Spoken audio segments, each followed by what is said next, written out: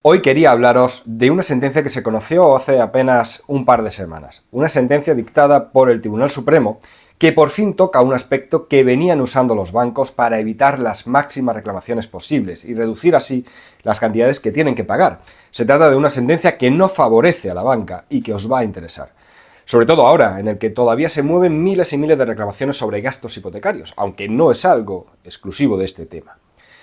Pero antes de hablaros de esta sentencia, te recuerdo muy rápidamente que tienes la posibilidad de mantener una consulta por videoconferencia conmigo y gratuita para tratar todos estos temas de hipotecas, tarjetas de crédito, préstamos, ficheros de morosos, para lo que tan solo tienes que entrar en el enlace de la descripción y seleccionar cuándo tener esa consulta.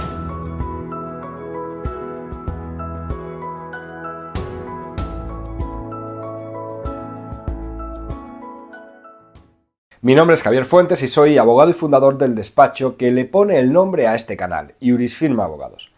Como te decía en la intro, hoy traigo una sentencia del Supremo que afecta a todos los consumidores y que además aclara una cuestión que a todos os inquieta siempre.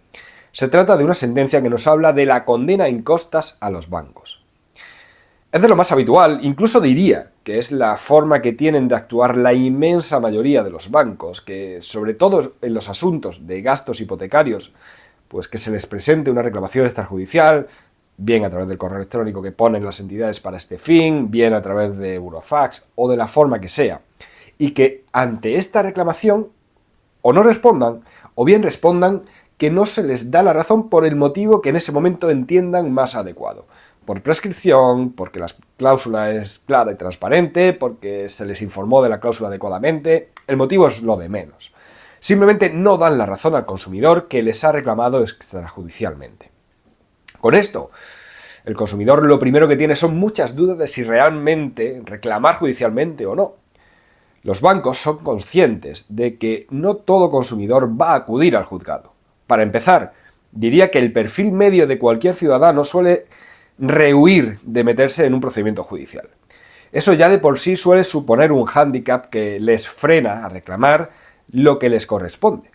Pero si además cuenta con una resolución que les dice que aunque existan sentencias que dejan claro que una cláusula como la de su hipoteca ha sido declarada abusiva, la suya es correcta, o que su reclamación ha prescrito, pues ese consumidor va a dudar de si verdaderamente puede reclamar con cierta garantía o si en realidad el banco tiene razón y no hay nada que hacer.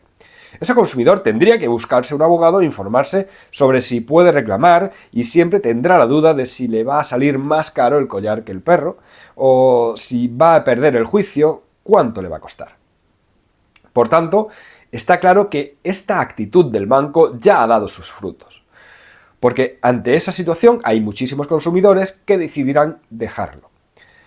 Que por unos pocos cientos de euros en muchos casos no merece la pena.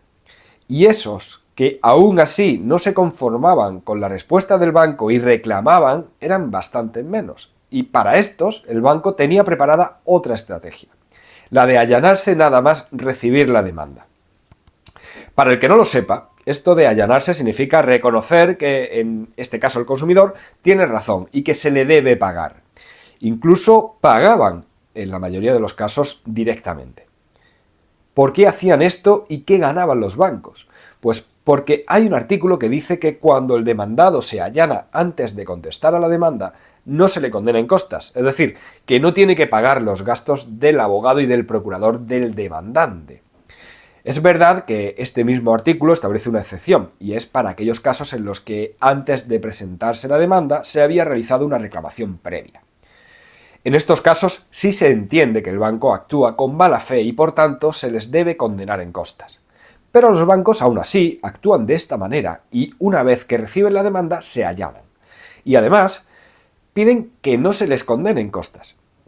En estos casos, aunque haya habido una reclamación previa, bien obvian esa reclamación, bien alegan que la reclamación no se hizo correctamente, bien que no se les dio un plazo prudencial para que se pudiera resolver, o incluso, como he llegado a encontrarme, con alegaciones de que había pasado tanto tiempo desde la reclamación previa que ya no podía tenerse en cuenta. Lo peor es que estas alegaciones en algunas ocasiones les han servido y han evitado tener que pagar las costas.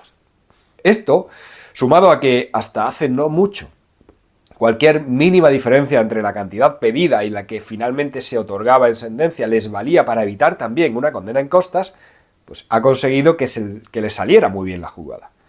Simplemente porque, como he dicho, con esta actitud conseguían desanimar a mucha gente de reclamar. Sobre todo cuando las cantidades en juego no son muy grandes, y si a eso le sumas que de los pocos que continúan no tener que pagar, pues bueno, no siempre van a tener que pagar las costas, pues la verdad es que, ¿para qué cambiar, no?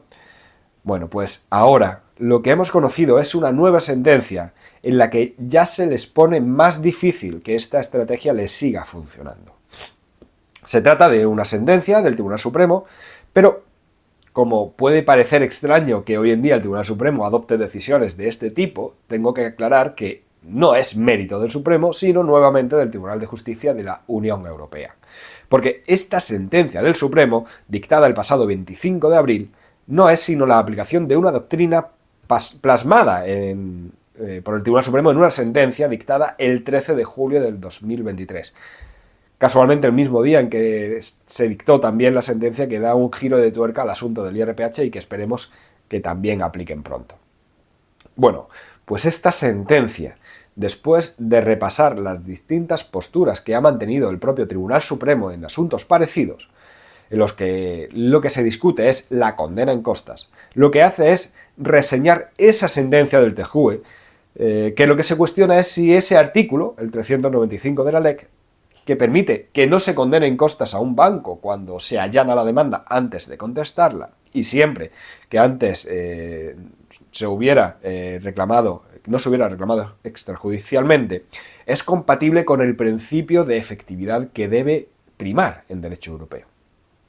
Ante esto, el TJUE lo primero que deduce es que, como estamos ante un procedimiento en el que siempre el que demanda es el consumidor, esa exigencia de que se tenga que formalizar una reclamación previa solo se le impone al consumidor, de forma que el banco se limita a mantener una actitud pasiva, esperar.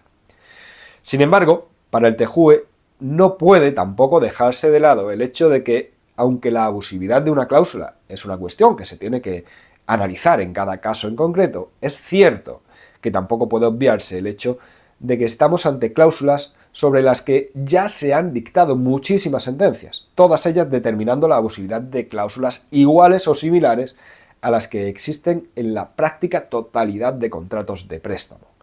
Por lo que esto no puede acabar permitiendo que el banco siga manteniendo una actitud totalmente pasiva. Y por ese mismo motivo, según el TJUE, tenemos que plantearnos si eso seguiría siendo válido. Por eso el TJUE nos dice que la existencia de esa jurisprudencia, ya más que consolidada, tiene que conllevar que las entidades bancarias tomen la iniciativa de ponerse en contacto con sus clientes cuyos contratos contengan este tipo de cláusulas, antes de que estos presenten una demanda para anular los efectos de esas cláusulas. De esta forma, en este tipo de casos, ni tan siquiera tendría que ser necesario que el consumidor tenga que plantear una reclamación extrajudicial previa. En conclusión, según dijo el TJUE y ahora ha reflejado el Tribunal Supremo, cuando estemos ante casos en los que hay una jurisprudencia más que clara sobre la abusividad de una cláusula, la mala fe del banco no necesita para acreditarse que se haya reclamado previamente sin resultado, pues debe haber condena en costas aun cuando no se hubiera reclamado previamente, se allane o no. Evidentemente, esta es una sentencia muy importante que allana también un poco más el camino de los consumidores, que pueden ver menos peligro aún en tener que correr con los gastos del procedimiento para reclamar la nulidad de cláusulas más que evidentes. Si te ha parecido interesante, pues sí te voy a pedir que marques un me gusta, pero también que lo compartas y me dejes tu opinión y que, si no lo has hecho aún, que te suscribas al canal y le des a la campanita para estar al tanto de las nuevas grabaciones que publique.